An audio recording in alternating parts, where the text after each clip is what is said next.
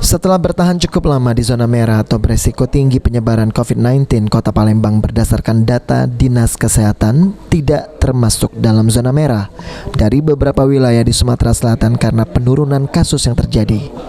Berada di zona oranye, pemerintah Kota Palembang tetap mengingatkan warga untuk terus waspada dan disiplin dalam menerapkan protokol kesehatan karena penyebaran COVID-19 masih belum reda.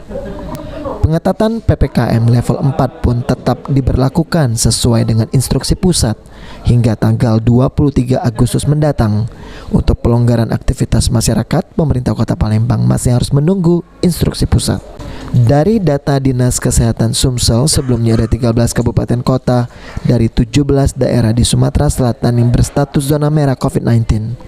Namun kali ini hanya ada 3 daerah di Sumsel yang masih berstatus zona merah, yaitu Kabupaten Banyuasin, Musirawas, dan Ogan Komering Ulu Ogo.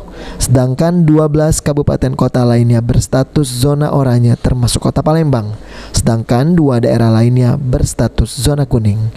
Aprianto Pal TV.